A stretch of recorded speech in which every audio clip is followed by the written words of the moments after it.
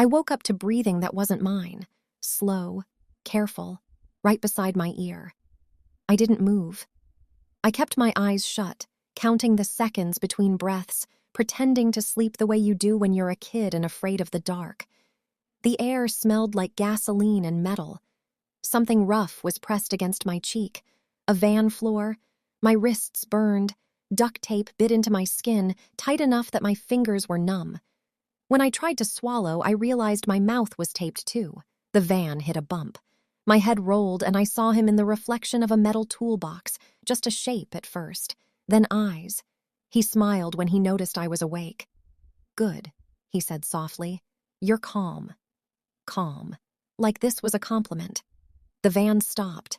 A garage door groaned open, then shut. Darkness swallowed everything. He lifted me like I weighed nothing, carried me down steps that smelled damp and old, and laid me on something cold. Concrete. He crouched so we were face to face. I could see the scar that split his lip, the way his hands shook, not with nerves, but excitement. "I'm not going to hurt you," he said. "I just need you to stay." He left the room and locked the door.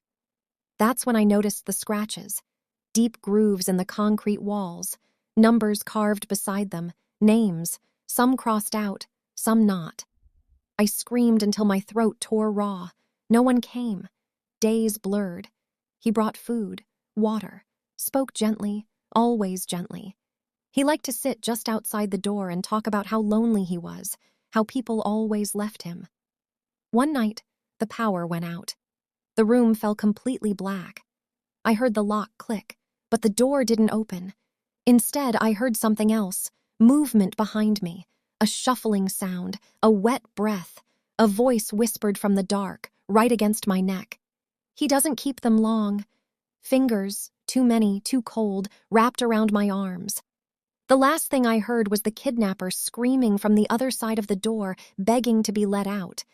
And then the dark closed in, like it had been waiting for me the whole time.